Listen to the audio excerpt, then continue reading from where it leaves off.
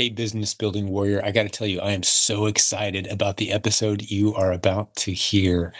I think this is a pivotal episode. It's delivered in very no nonsense fashion, just matter of fact. Hey, here's the details. It's a conversation with Brian and Robin Joy Olson of Coach's Corner. I haven't done an intro for one of their episodes in quite some time, but I listened to this one early this morning and I just had to record an introduction to bring you into this episode because from my perspective, this is pivotal. I've got an episode coming out here in a couple days where I go deeper into the topic they introduce you to today, but you're getting ready to hear exactly how one of our coaching students found 3,800 viable ASINs in 12 weeks.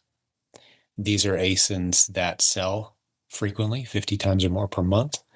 There is at least a break even, if not a significant profit, on buy box pricing.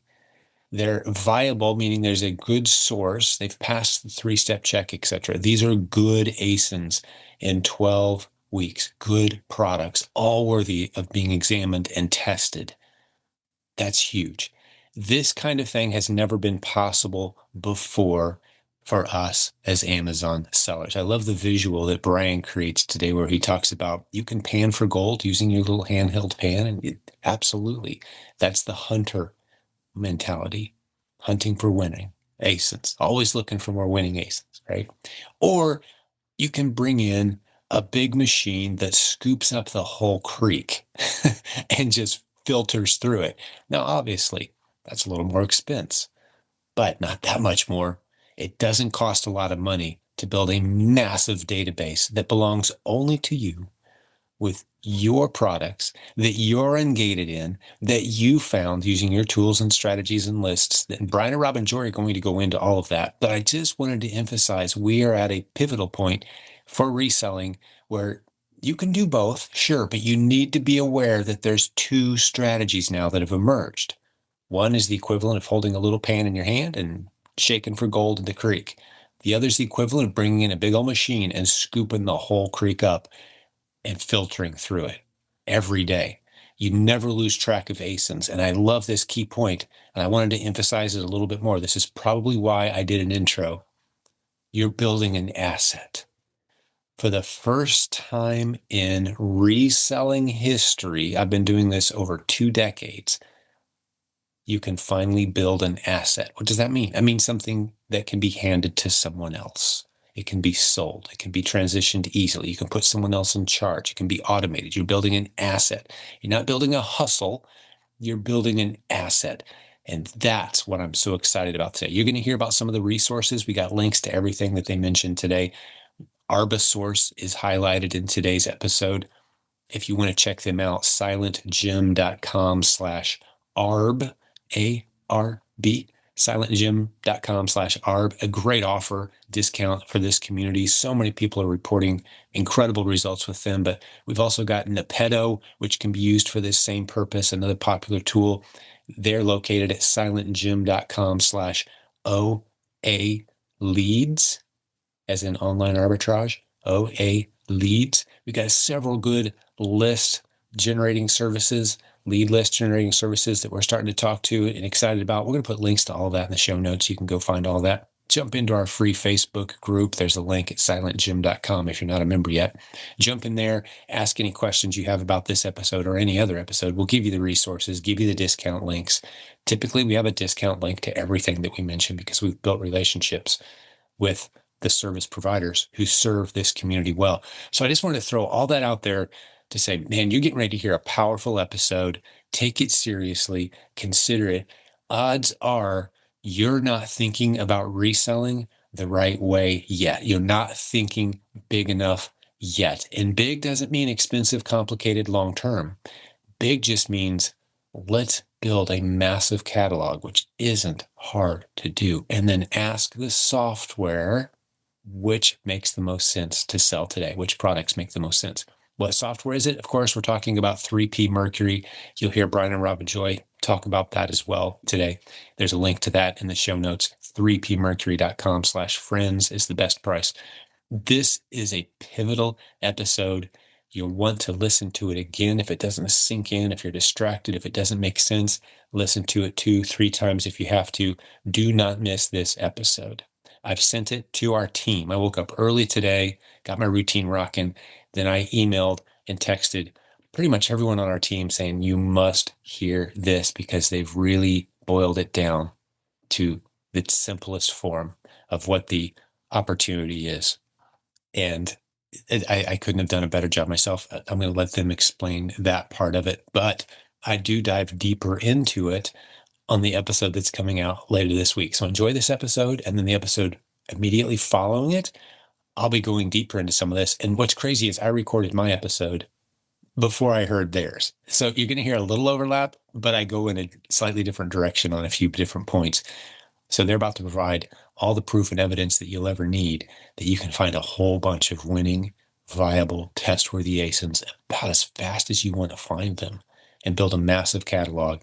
Sit down at your computer, run a couple filters on 3P Mercury, and find, in this case, this coaching student found 3,800 test-worthy, viable ASINs with a search of the filters in 3P Mercury after 12 weeks of doing research. They break it all down for you. If you can't tell, I'm super excited. Brian and Robin Joy, take it away. Welcome back to Silent Sales Machine Radio. We are your co-hosts. I'm Brian. And I'm Robin Joy. And this is Coach's Corner. Hey, everybody. Hey, Brian. Hey, how's it going? How was your week of coaching this week? My week of coaching this week, quite exciting, actually. Really? Yeah. Well, tell me about it. I had this, I have to tell you about what happened on one of the coaching calls. Actually, to be honest, this was a couple weeks ago, but it didn't make the cut for the first time back after we'd been away for a while. So I kind of saved it for this one, because this was like a real mind-blowing, I don't know, epiphany that happened. Okay. Right? So I'm on a coaching call with a client, and he pulls up his ASIN database, right? Mm-hmm. And I'm watching his screen, and I'm walking him through applying 3 filters, which essentially are the equivalent of the 3-step check. Mm-hmm. And when he hits the apply filter button, all of a sudden, 3,800 testable ASINs show up. 3,800. Okay. I can think of a bunch of my clients who would be like, how do I get some of that? Well, you should have seen the look on his face. He didn't realize. Well, it was like he just went from this totally elevated state of where, it feels like you're always up against it and you're never winning, to his shoulders relaxed. Yeah. And he sort of let out this, sigh of relief. Mm-hmm. And he's like, he did want to go and double check, validate the data, yeah, right? Yeah, of course, as you should. Yeah, we talked about, validating the data. And yeah, it was just really like this, and that was the opening of the session. It was all of a sudden he felt a little better. Uh-huh. So yeah. How long did it take him to get to that 3,800? It was about 12 weeks. Okay, and how many leads did he have in his database? He had an idea? Yeah, about 45,000 leads in the database. Oh my, okay. And over 12 weeks. So he was being a bit more aggressive than I would typically coach someone, because he's ready to go. Like he wants to go now, right? Right. So with someone who, like, for most your average coaching client, I'm like, my challenge to you is to add 1,000 new matched ASINs to your database every week. And most people would go, 1,000? Oh my gosh, how am I going to find 1,000, right? Right. So we'll get into it. So he's a little ahead of that curve with 45,000. Yeah. And how long did you say it took him to? About 12 weeks. It's about 3 months. Yeah. It took him about 3 months to do that. All right. So he was very busy. Yeah. All right. We need to unpack this. I think we should, because there's a lot to learn here. So I was trying to figure out how would I frame this. Yeah. And to someone who doesn't get it, right? Who's new, who doesn't understand the way this works yet. Okay. So imagine that you saw this ad, this advertisement, or even a solution that you could purchase that said for sale. 3,800 ASINs. Mm-hmm. All ASINs sell at least 50 times a month. All ASINs have capital protection, and all are showing at least $5 of potential profit. Mm-hmm. They all have a source. Uh-huh. They all know how much they cost, and they filter out to these. Okay. That's right. So what would you? Well, I would buy that. I would absolutely buy that. Here's the problem. Yeah. You cannot buy it. You can't buy it. You have to. I knew you were going to say that. You have to build it. Yeah. Right. because these databases, I mean, they do exist because people build them all the time, right? Right.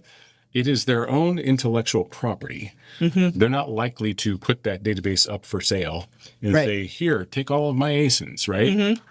And their sources and the assessment on all of them. Yeah. Yeah, that's right. So even if someone else did sell theirs, the value of that is going to disappear virtually. Yeah, it's going to erode and diminish. Yeah. It's sort of like when you're on an ASIN and it gets discovered, or, it got on a leads list or something like that. And so there used to be like 7 sellers and now there's 27 sellers and nobody's making any money. That's exactly what happened to the list if someone did sell it, right? Sure. So tell us exactly what this client did to build it. If we have to build it, what do we do? What do we need to do to get there? Okay, so first of all, let me set the expectations here, right? Okay. This is not something you're going to do in your sleep. This is not something that there's like an easy button for. This is a bootstrapping approach. You're going to do this yourself, okay? In this particular coaching client, when I drilled into how much time he was actually spending to get his 45,000 ASINs, and by the way, this is about a 10%, a little less than 10% success rate on his total list, right? He'd have 4,500 if matches if it was 10%. Right. Okay. So he's a little less than that. But he was spending about 20 hours a week. Okay. Some weeks a little less, some weeks a little more, but on average, about 20, 12 weeks. About 20 hours. Yeah. And just on the sourcing part. Okay. Just on the matching up ASINs. Just the matching sources. Component. That's right. So he's not, this didn't include his podcast watching time or his, right. I'm going through a new course time or any of that stuff. Right. So he was busy building, which is important, but was he just manually taking, here's an ASIN, let me go Google and see if I can find a source? Was he doing one at a time? No. No. Right. And this is the shift that's happened over the past, 18 to 24 months. You can take that old school mentality and hunt and peck, one ASIN at a time. Or you can, as I would say, instead of, going into the river and, taking your pan and looking for gold, you've got a backhoe right behind you and you can process the whole riverbed at once, right? And you do this by way of bulk sourcing tools. Okay, the tool that this particular client is using was Arbisource. And Arbisource does have an additional fee with it, right? It's $69 a month plus his time. Okay, so he was spending $69 a month, which over the course of 12 weeks is around $200. Okay, and then storing it in his database. And there are multiple database options out there, right? 3P Mercury, probably the most popular one that we know about. But before I went to 3P Mercury, I did everything in a spreadsheet. And you can absolutely do this in a spreadsheet. Okay, you're limited in terms of how that's going to scale for you. But if you're just getting started, you don't have to. Yeah, start where you are. Yeah. Absolutely. If your funds are limited and you're like, do I spend my money on 3P or do I spend my money on Arbisource? And hopefully that's not your choice. Okay. Then figure out what's, what you're building with. Right. And then you can always move that stuff into a database in the future. Right. The point is, hopefully you've got a little more margin in your life and you can do both of them if you want to, right? Okay, so the point is gather them somehow. It's not about tools. It's about doing it in bulk. Yeah. Right? We're just matching store products from retail sites. Retail sites, by the way. No wholesale price lists here at all. No. Right? Just retail sites, matching those to ASINs, and this is what these bulk sourcing tools do, and then we store them. Yeah. Okay. There's no like team of VAs or, a superhero cape required for that. Right. Exactly. And so one of the things that I think it's missed here, actually two things. One is it's just matching. This is a separate step. Just match a whole bunch up. That's one step. And then what I heard you say, from those 45,000 that he gathered and matched up to a source, he was able to find 3,800 of them that were testable. Well, the good news is you don't need 3,800 to test. We test about five or more a week, and that's usually where we start people. So he was probably there weeks ago. The other good news is you don't have to spend 20 hours a week doing this. Like, if you're getting that 10% or so, let's just round it at 10% just because it's easy math, right? And if you were doing 1,000 a week over 12 weeks and you had 12,000, well, then how many, let's just call it 100 that met your criteria. Okay. So take your pick from 100, right? Like that's still a pretty good equation, I would say, right? I think so. Yeah. I think so. It's just very difficult, I think, for us to realize that's a step in its own. That's a setup step. Yeah, you think you're right. Before we can start. And the other thing that I think gets missed is, gosh, this is a lot of work in the beginning. His first 12 weeks, he put a lot of effort into this, didn't he? Guess what? He doesn't have to take as much time again because he's gotten more efficient. He's done it consistently.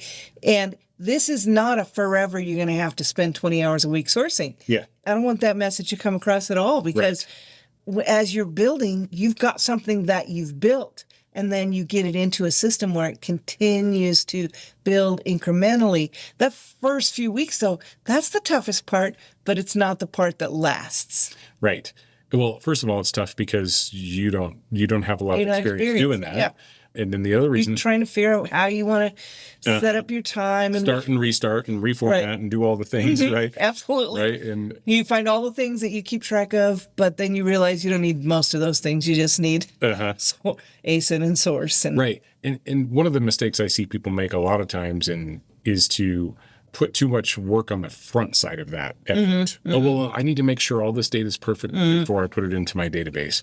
The problem is most of that data is changing all the time, and you'll need to recheck anyway. Well, I mean, you could do this quality check at each ASIN as you're going, but then you become the old school hunt and peck. Right. Then it becomes ASIN by ASIN. Yeah. And it's so disappointing. Well, this one didn't work. And this one didn't work. This one didn't work. Oh, there's one. Right. But this one didn't work. And that's just a disappointing way to set up your time. Gather, then just pull out the ones that do work. Yeah. And those are ones that are testable, not ones we don't know yet if they're going to make a profit yet. Right. We need to test them and let the test tell us whether we should replenish or not. That's right.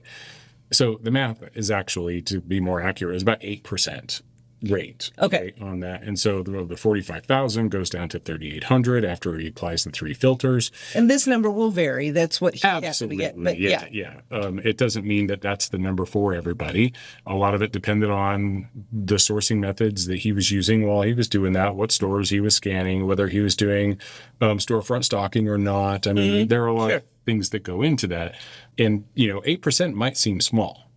Well, it might seem small, except 3,800 seems a pretty big chunk of ASINs that I have to test. Well, I say 8% of something massive is still a big number, right? And so this is the leverage that you're looking for if you're going to build this type of business, I think. Okay, so what do you do with the other 92%? Oh, right. Well, this is where I would go back to what you said, where the data is always changing, right? So just because they didn't filter to, rise to the top of the list today doesn't mean that you won't have some filter to the top of the list next month. Right. And next month, some of those 3,800 won't come to the top. That's quite possible too. I mean, we always say that a really good ASIN is really good until it isn't, right? And that happens sometimes. Like the example I gave earlier about the whole, that thing made a leads list or, whatever. And all of a sudden you went from this nice, cozy little, $7 of profit per sale to all of a sudden I'm making 70 cents. Yeah. Right. That is going to happen. But the whole reason that we're doing this is so that you always have something to go to. Right. Okay. So the 92% that didn't pass, they're still in the database. This is what he's going to leverage in the months to come. Yes. And some of them may never come back up to view, and some of them will come up next week that didn't come up this week. Well, and you've heard me say that I'm the king of not getting it, right? We have heard you say that. Yeah. And here's another case in point, right? I was not only the king of not getting it when my coach was telling me exactly what to do and I wasn't doing it, but I was the king of not getting it when I was stuck on the old school sourcing method, right? And it took me until the summer of 2024 before I really opened up to that and realized what the possibilities were, right? When even a year, 18 months before that, these possibilities were there. But now, since we've started doing this, our business doesn't look the same. It does looks not. completely different. And I'll just say it hasn't been the same since. we are never at a shortage of ASINs to consider testing. No. It becomes, thanks to some of the other, I will say, high value tools out there, never at a question for what I'm going to replenish either. Right. So it's hugely helpful, right? Okay. But there is a certain part of this work that doesn't feel rewarding.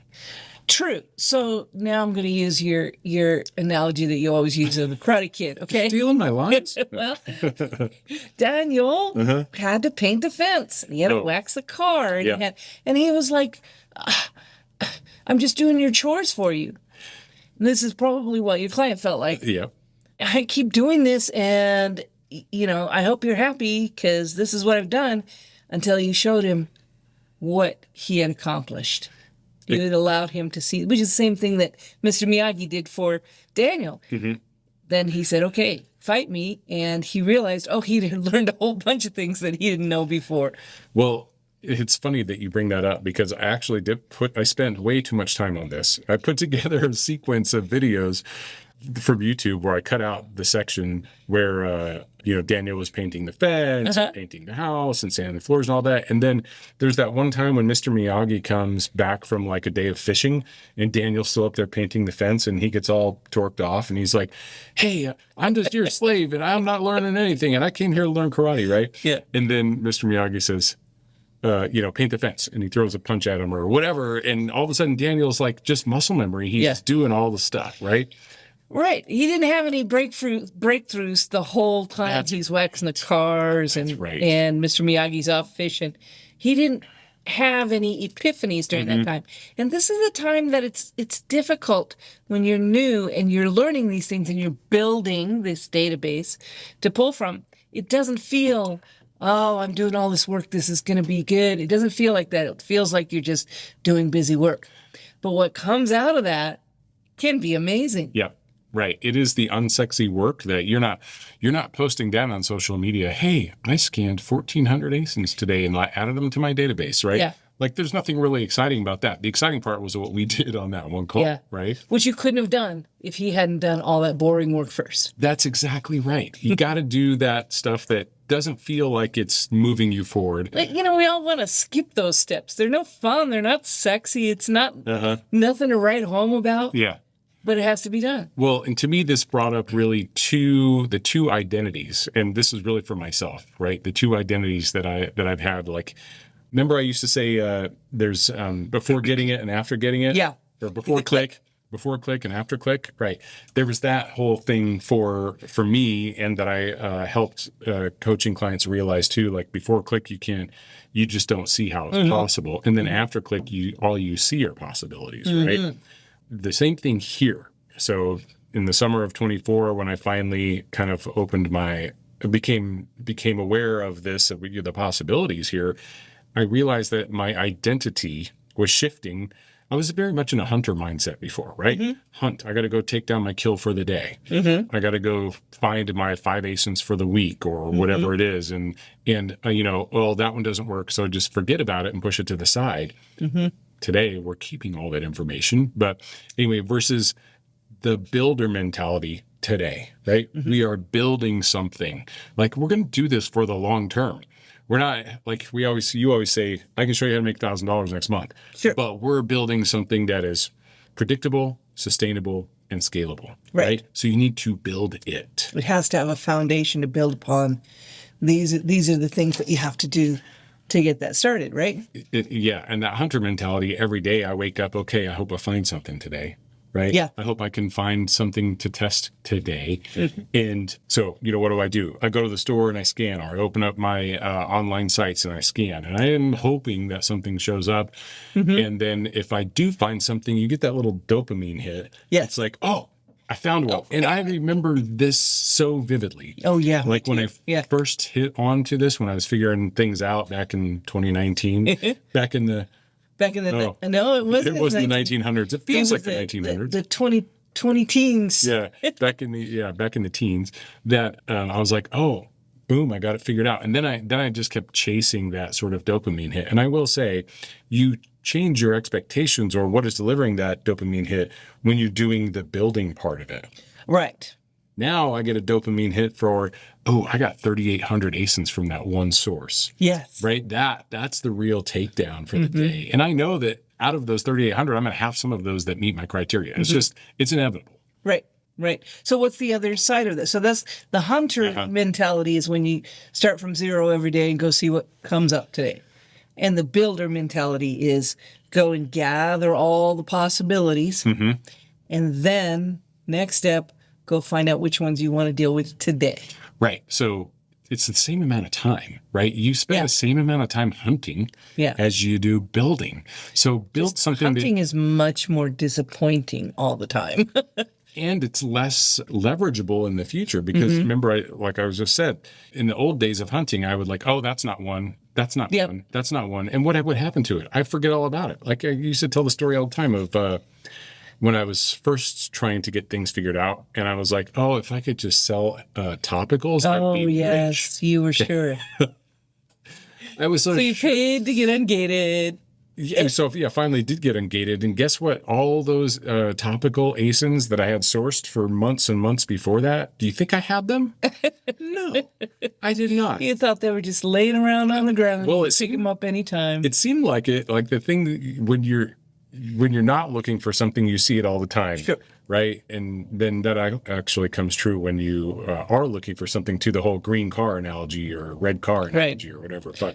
But yeah, it seems like just this week I was something that's like 30 of these are always in my way all the time. And now I can't find one to save my life. Yes. Right? That's right. Yeah. Oh, I saw this. Yeah. This thing was in my way yesterday and today I can't find it. Right. Yeah. Yeah. That sort of thing. So with this builder mentality, you are compounding the value that you get. Right. And so every ASIN that we say, well, that's not one, actually, we're not even looking at that level. We're not even looking at the ones that aren't the one. Right. We're just scraping up a whole bunch of them, putting it into our system, scraping up a whole bunch of them, putting it into our system, sort of like, digging up the dirt, putting it in a dump truck, and the dump truck takes it somewhere and then dumps all the dirt, right? That place that's where they're dumping all the dirt is our database. Yeah. And then we can do we can run all that, material through a system, which in this case is 3B Mercury, to identify the ones that are really worth paying attention to. Now, let's be honest about something real quick, okay? Yeah. The 3,800 ASINs that met the criteria of sell 50 times a month, have capital protection, and have at least $5 of potential profit, there are going to be mismatches in here. Oh, yeah. But on a percentage scale, it's very small, right? So think about I'm just going to guess and say a 5% mismatch rate. Okay. You could come across some of these that are like, oh, this is awesome. Oh, this is wrong. Okay, this is going to happen. So now is the time. So we've had clients before that were like, oh, before I put it in my database, I want to make sure it's all perfect. But that's not the right time to do it. Put it in your database, let it be there. It's not hurting anything. You're not spending any time on it. Yeah. I don't want to spend the time on a whole bunch of ASINs that I'm never going to use. Right. So when I filter and I pull out these ASINs, at that point, I'm going to say, okay, I got 3,800. I'm not going to test 3,800 today. I'm going to test 5, maybe 10 different ASINs. Yep. So let me pull out the best 10. Yes. And now let me just make sure it's a good ASIN. It's branded properly. I have associated a bridge the gap to an authorized source. Do that at that time because there's no reason to do it if you're not doing anything with the ASIN.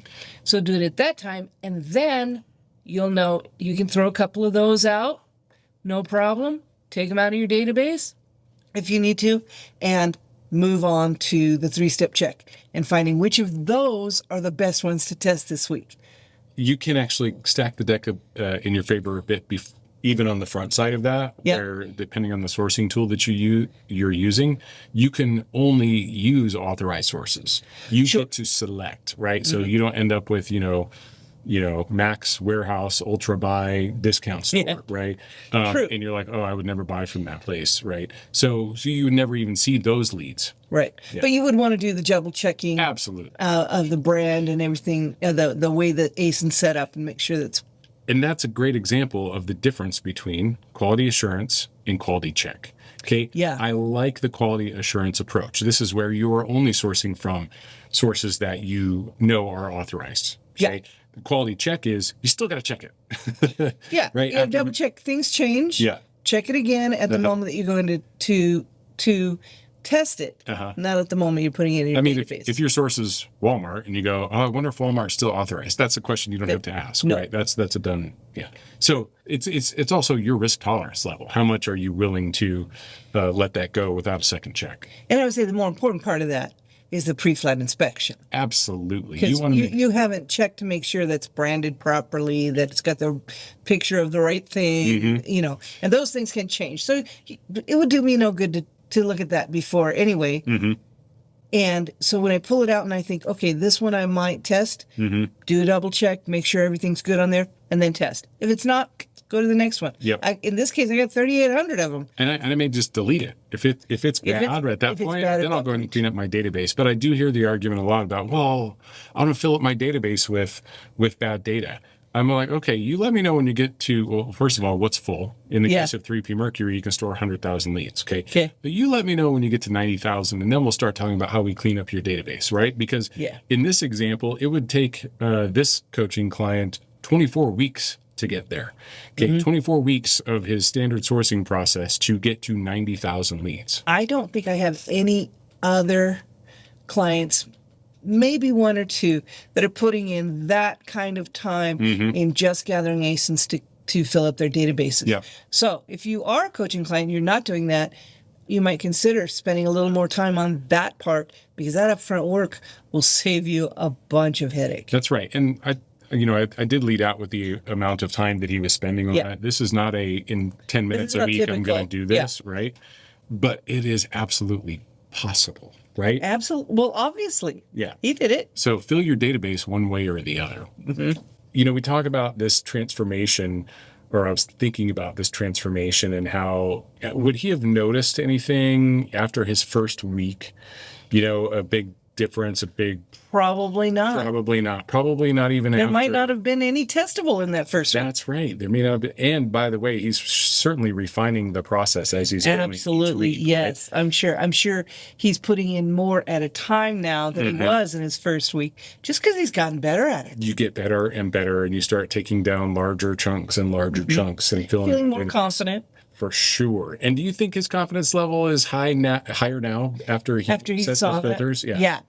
Absolutely. And he's like, okay, now I just want to point out, if he never added a new match to his database for the next 12 months, I would wager that he could still find at least 5 new testable ASINs every week. Now, I'm not saying you should do that. I advocate for always adding new, fresh blood to the mix, right? Fresh. Well, there are a couple of reasons for that. We always say, in the beginning, take what you can get. It's really restricted. You need those sales in order to get more choices. So, I keep quoting John Larson. All the profit's good profit. Some profits gooder than others. Yeah. Well, go ahead and build that, because eventually you're going to want to get pickier. So you're going to always want to put new ASINs in there as new possibilities, because ASINs do have a cycle, and sometimes they're not as good, or you need to slow down your replenishment. And secondly, I'm always looking for better ones than the ones I already have. Yep, that's right. Always I'm looking to raise the floor of my foundation. Yep. I love that. That's great. I'm glad you brought it up, because it seems, I've got however many ASINs I want to go test all the time. Who says I need to? You always want to be working to improve your book of business. Dude, 45,000 out of 1 billion still is not even a drop in the bucket of all the ASINs I could review. 45,000 out of 1 billion? 1 billion ASINs on the platform. Oh, yeah, in terms of what you brought into the database? Yeah. It's not even close. There's still going to be more. There's still going to be better than what you've already found, always. So I think we always say, give us 12 weeks. Give us 12 weeks. In this example, it worked out perfectly. It was 12 weeks. Well, it was about 12 weeks. It may have been a slightly more than 12 weeks, but it was pretty close. And this is an example of a client, and we have a few of these that do exactly what you tell them to do. Yep. Even though he didn't see much benefited for quite a while. Well, he kept sending me his screenshots of Cellar Board. He was like, when is this going to work? When is this going to kick in? Right? And that's when I sent him the Mr. Miyagi thing. But the thing is, like, in week 1, in week 1, you don't really notice a difference. In week 4, you don't notice a difference. In week 8, you start noticing a difference, right? In week 12, boom, this thing shows up. This is sort of like if you're on a 12-week program, in terms of eating or, say dieting and going to the gym, you're not going to I do this, right? Well, I worked out yesterday. I better get on the scale today and see how that worked out for me, right? Yeah. It doesn't quite work that quickly. No. Yes, okay. Right. It's the compounding. It's the consistency, which is the key. Right? Consistency key. He didn't go get 12,000 ASINs, last week and add 33,000 to that this week, right? No, it was a little bit every week. Incrementally. It's the incremental growth that is really going to help you out. Yeah. So I would say, even though he was putting in 20 hours a week and still is, I think, what if I didn't have 20 hours a week to put in to just that? Maybe I put in 5 hours a week and I only get, after 12 weeks, I only have, 15,000 ASINs. Yep. Oh, yeah. That's what I was trying to say earlier. Like, you only did I still might have 12,000. 100 ASINs that I could test. That's why I was trying to go with that 10% earlier. So let's say you only did 1,000 a week, which seems like a mind blower for some people. 1,000 a week, right? Yeah. And really, with the tools, you'll find that that's super easy to do. Yeah. Stinking easy to do. And then if you do hit on that 8 to 10% rate, well, then, so you got 10,000 in your database, you pull out 100. Yeah. Okay, 5% of those don't work. 5 or 10. That's right. You only need 5. Just start with 5. That'll right? keep you going. Yeah. So I just want to circle back to the moment where he was like, it was sort of like the after click moment where not that he's not a smart guy and didn't trust me and believe me and all that, super smart, but I could just see like his demeanor changed completely, where it was like, and by the way, he has an asset now, right? Yes. He didn't just hunt for 12 weeks and all the thing only kept the good ones. Now he's got an asset for things that could be good next month or next year or 3 years from now. Yeah, when things change and Amazon changes what you can and can't do, or opens up something that we weren't able to do before. Oh, hey, let me look in my database and see if I've got any of those. That's the other thing I would say is like people say, well, I can't sell Yeti, so I'm not going to import any of those. You will be able to sell Yeti one day if you stick at this. So keep them all. Yeah. Right. This is how I wish I'd kept all those topical ASINs from back in I think you're imagining more than I know, probably actually were. Well, I don't exaggerate. You're the exaggerator. I truly am the exaggerator, but that doesn't mean you never do. Anyway, I just see him being much more calm lately, right? And anticipatory, like looking forward to his sourcing sessions because he knows that's going to bear fruit in the future. Yeah, I'm really excited. Wouldn't you like to be that person? I mean, I'm asking, the audience, wouldn't you like to be the person that woke up and, after you did this for 12 weeks, all of a sudden you got 3,800 testable ASINs?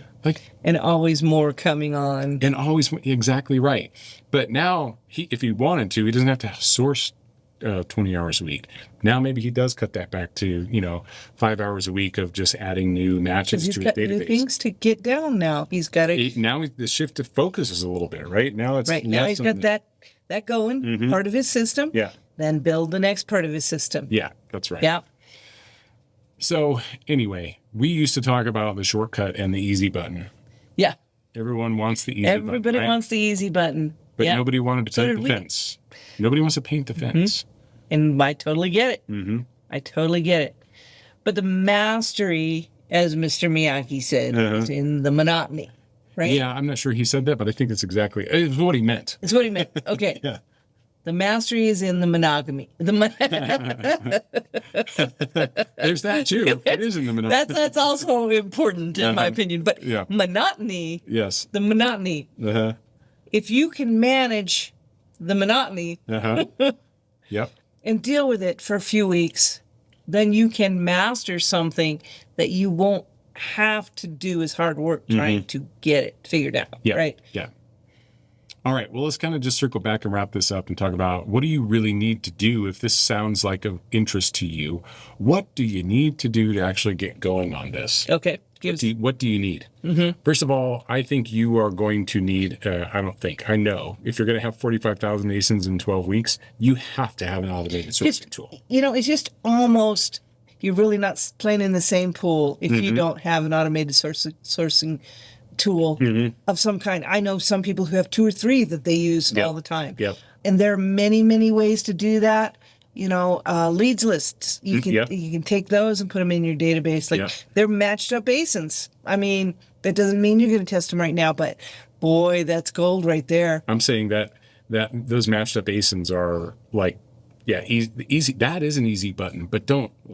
I'm sure we've talked about this. Don't shop from that list, right? Right. Just put in your database, store those, and they'll come up at another point. The other thing I did, just as an aside, I'm going off script. Oh, dear. Going off script. Here we go. The other thing we did was I was like, do me a favor and put a filter on your results, which you, with a nice lead database, you can do this, okay? And show me the ones that are at least 6 weeks old. So you haven't, not any of the ones that you've sourced recently. So on the front half, I don't remember what the number was. I apologize. Okay. But it was still a substantial number, right? And so it wasn't like, well, I might want to watch that one for a week before I decide, and so those don't count. No, these are 6 weeks old. They're 8. Okay. Right. Right. So, and this is definitely what you want to do if you got them from a lead list. Right. Let them age out a little bit and see what stays or Okay. Exactly. So you need your bulk sourcing tool, and I did name drop Arbisource. Arbisource is my new favorite bulk sourcing tool. I love it. Yeah. Okay, because it offers a few things, and there's a community discount, which hopefully Jim will put into the show notes here. I can't remember exactly what it is, but the $69 a month for that tool. But there's also other tools, Snippetto. There's Arbitrage Hero. There's Tactical Arbitrage. Right? Those are the 4 main ones that I know of. There may be more. There probably are more. And then add the 5th is your lead list subscription if you're going to do that, right? And I know that Travis Sears has a lead list solution that is like, you can get a whole bunch of leads just to store in your database. They're not good. Really? They're not good right now, but they are matched ASINs. Okay. There's gold in the matched ASINs. This is what I always tell people, right? It doesn't look like it right now, but there is gold in there. Okay. All right. And then 20 hours a week, you got to protect your time. Okay. Because if you're just focus. Yeah, you do have to focus to make this happen. And then you need some way to apply the 3-step check filters. And if you're just starting with a spreadsheet, it's super easy to do with a formula that you can do that. And then or filter set. Yep, filter set. And then patience, right? Because you are doing something for a number of weeks and getting not much back in the way of results. You are getting results. You're compounding the amount of leads that you have, but you haven't necessarily sold any of those things yet. Right. And so along with this building of the database, you need to be testing ASINs and getting some sales out there so you get more choices. So, and just to compare this to the body transformation things, like back in the day, I did this Body for Life challenge. Do you remember that? I do remember that. Stood in, virtually naked holding a newspaper so I could just prove what date it was, whatever. And then, from the day I started till the day I ended, and I put those 2 pictures next to each other, wow. Right. But the biggest transformation is to see myself then versus now. Oh, wow. That was 30 years ago. No, it wasn't 30 years ago, but close. But it was a chunk ago, yeah. 20 anyway. Yeah, it was 20 years ago for sure. Anyway, that the same thing applies, right? Don't expect after one day of sourcing that your game is completely changed, right? Think of those body transformation images as like start looking at week 8. Yeah. Start looking at week 12. Right. As opposed to yesterday or last week. Yeah. Yeah. Okay. But skepticism disappears, right? And then all of a sudden you feel a lot more confident. Exactly. Yeah. Right? Clarity comes into play. Clarity comes. Yeah. I was doing all this stuff. I didn't understand why. Now I understand why. Which builds confidence. Yeah. Activity builds clarity. Yeah. And clarity builds confidence.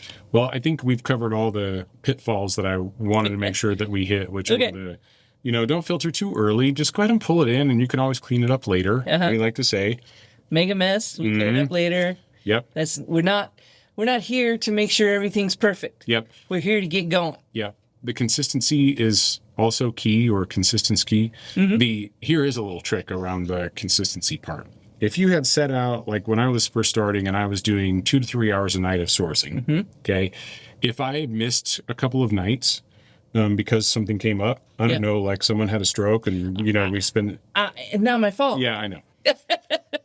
And I missed more than a few nights in that scenario, but you know what I mean. Sure The thing with bulk sourcing is you can make up time. I would just suggest to you that don't try to make up a month's worth of time in a day, right? But if you did skip a few sessions, you can catch that up at the end of the week. You can sit down for a few focused hours and really crank out on adding these things to your database. I think there are ways to add diversity as well. Don't always source the same place. Don't always source the same brand. Don't always source the same category. Yep. Start adding in 1 or 2 per session of other things so that you don't end up all in one brand, in one category, and then Amazon takes that brand away and you are toast. That's right. Yeah. Build that diversity in to start with. And one last pitfall to avoid, if you are doing your own storage solution, if you're storing in a spreadsheet or whatever, and we covered this in the book, Path, by the way, Path, P-A-T-H is the book, is don't over-engineer that thing, right? Yep. What do you really need to make it work? You need the ASIN, the source, and the source cost. That's really all you need. Really all you need. The rest of the things can be discoverable. You can run math and, use Keepa to help you with the rest of it. You want to know what's current on the rest of the things. Anyway, what you put in there today is not going to be true 6 months from now. It's just not. Yeah. So keep it simple. Just to remove as many barriers as you can on the front side and then clean it up on the back side. Yeah. We've seen this happen where people just they wanted to know everything about every ASIN, and then it just becomes so heavy to do that they just don't want to do it. And that is the attributable to the birth of the 3-step check. Everyone thought they had to know everything there was to know about Keepa before they got started, and really there isn't. And that's why we said there's 3 things you need to know. It's just a test. Yeah, just a test. It's just a test. Yeah. Let the test tell you whether you should replenish or not. Yeah. You don't have to know everything about Keepa. You don't have to know everything about every ASIN. You don't have to overthink. In fact, I see people trying, does this mean it's going to do this or does this mean it's going to do that? You know how I know the answer to that question? Test it. Yeah. Yeah. Yeah. I give myself, stack the deck in my favor. Yeah. Give myself the best chance. I don't want to lose my money for a period of time that I can't, I need it back eventually, whether it works or not. And I don't want to light $20 bills on fire. That's I want, if there are ones that are not going to work, I don't want it to be, $20 every ASIN. Right. I would like to have some assurity that it's going to come back to me, even if it doesn't work out. right. Or you'll get No guarantees there, but you want most of it back. Yeah. All right. All right. So you have a quote for us today? I do. We're going way back for this quote. I know. Way back? To Confucius. Oh, that's way back. That's way back. The best time to plant a tree was 20 years ago. The second best time is now. Chinese proverb, right? Oh, I'm sorry. Chinese proverb, not Confucius. I don't know if it was Confucius or not. Sorry, Okay. I misspoke there, but that's an old Chinese proverb. So, and I hear Jim say this all the time. When's the best time to start an Amazon business? 20 years ago. Yep. Or today is the second best time, right? And this is so true when it comes to this particular approach to becoming a builder as opposed to a hunter. Yeah. When's the best time you make that change? Yeah, now. Now. Right? Do it now. And you'll start realizing the compounding effects far sooner than if you decide, I'll start on that next year, or I'll start on that, next summer, or next Q4, or whatever. Like, get going now. Yeah, it makes me think about this client who started 12 weeks ago and has his numbers. What if he'd started a year ago? What kind of numbers would he? What will he have in a year? Yes, exactly. What's he going to have at the end of the year as opposed to just the 12 weeks? Yeah.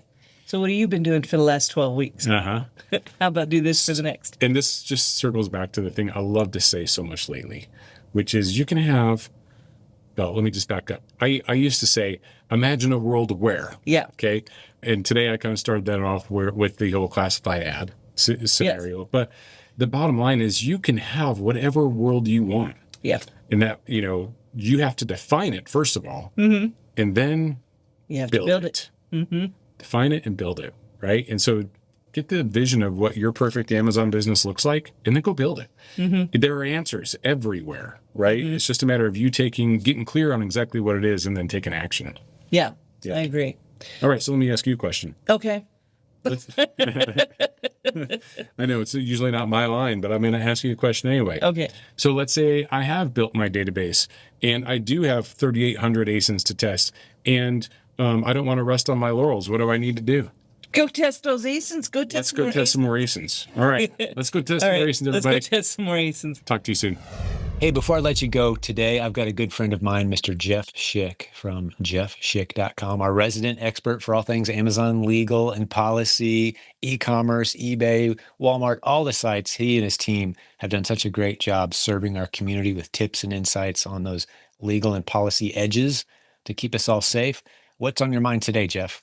So what I wanted to talk about is Section 3. So I know it's a scary buzzword for a lot of people, but what I want to talk about is that it's really not as scary as people think, but we'll talk about the why it's happening and what it is. So the what is relatively easy. So Section 3 is a very, very broad term that refers to any time someone is suspended, they're suspended in accordance with Section 3, and then there's subparts.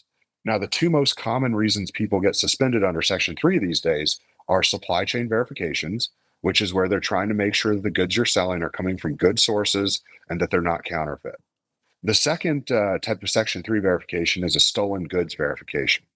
And so that one is, in particular, typically happens when Amazon is made aware that either like a store or a distributor or a trucking company, someone has suffered a major stolen goods breach, and they know what the products are, but they don't, and they know the serial numbers too, but it's hard. Amazon doesn't track serial numbers all the time. So that's where they're trying to, check and make sure what's going on. So like a good example of the stolen goods verification we saw had to do with Shark Ninja vacuum cleaners. And back like in 2022, an 18-wheeler was commandeered by the Mexican drug cartel in Southern California, and all the vacuum cleaners were stolen. They didn't make it into housekeepers' supply chains. They made it into fake distributors selling to Amazon sellers. And that's where all these vacuum cleaners ended up. And so Amazon started targeting anyone selling Shark vacuum cleaners because they knew that there had been a truckload of them that were stolen. And so they were trying to make sure that people weren't selling these stolen goods on the Amazon marketplace. So that's where that comes from. Now, on Section 3, a lot of people get scared about it. They think Amazon's out to get them. But the reality is that Amazon wants you to pass. They want to put you under audit for your supply chain, for making sure that you're selling authentic products. They want you to prove that you've done it. They don't want to catch you selling bad products. And if they're under review for stolen goods, they want to see that you bought them from Target and that you didn't buy these vacuum cleaners from XYZ distributors in Southern California. Or Liquidation Palace. Or Exactly. Because at the end of the day, what Amazon has been saying in their shareholder communications is that they're now talking about these Section 3 audits and how a majority of sellers that are getting hit with them are passing them. And that they're saying this is why consumers can trust our marketplace, because most of our vendors, the vast majority of our vendors are selling good products. So they want you to pass. They don't want you to fail the Section 3. Yeah, it makes them look bad if they've got a bunch of people failing the Section 3 audits. So that whole rumor of they're just trying to thin the herd. No, if they wanted to thin the herd, they'd just shut off your account. Right, exactly. They want legitimate sellers selling legitimate products. They need it. And as we've identified recently, Jeff, we've done some investigation. At any given time, we've identified millions of products that sell at least 50 times or more in Amazon's massive warehouse network, millions of them that are ridiculously understocked or entirely unstocked at any given time. Yeah. They need and they want sellers, but you just got to make sure you're sourcing from an authorized source. Right. Exactly. And again, like we've talked about in previous episodes, asking the brand, those 3 words, ask the brand. Someone made a meme. I don't know if you saw that, a meme of me with a little bubble over my head. And it said, ask the brand, because I say it so often. How do I know if it's legit? Ask the brand. That's how you know it's authorized. They'll tell you. Yeah, and it's, believe it or not, it's surprisingly easy. Go on LinkedIn, look up, sales representative for Procter and Gamble. They've probably got thousands of them. And then you go to that sales rep, they're not going to open a direct account. I'm not telling you to go to them and start pitching why you should be their exclusive, No, you're not asking bounty their dealer. permission to sell the product Yeah. either. You're just But asking, is is this this a place real authorized? distributor, or can you give me a list of your distributors where I can buy these products? Not It may even retail. be on their website. I went to Exactly. Lego's website and did that not too long ago and checked, and I wasn't sure, and I found out, yeah, they're authorized. All right, cool. We can go clear out their clearance section of Lego and sell them. No problem. So yeah, when in doubt, just ask the brand. They'll tell you. Exactly. So Good tip, And- man. Section 3 doesn't need to be scary. Amazon wants you to pass. correct. And if you want to protect yourself before something goes wrong, sign up with our team. We're here to help guide you every step of the way, as long as you've signed up beforehand. And we have a discount code for where your first month as a pack member is just $1. So, that first month is going to cost you 3 pennies a day. We've had sellers that have used that discount code and gotten suspended a week after signing up, and they're fully covered. And they paid us $1 for the suspension, and our team is happy to help because that's what we're here for. So getting them reinstated. That's what I hear. Yeah. Anytime someone's suspended and they say, yeah, but I got Jeff Schick working for me. The next thing I hear a few days later inevitably is, yep, reinstated. We're good now. So sleep easier at night. Put Jeff's team to work for you. jeffschick.com. We've got a coupon code for you to get that first month for $1. If you can't afford that, hey, I'll cover it for you. And let's put Jeff and his team to work on your account. Thanks, Jeff. We'll do this again next week. All right, buddy? sounds good. Thank you. Thanks, my friend.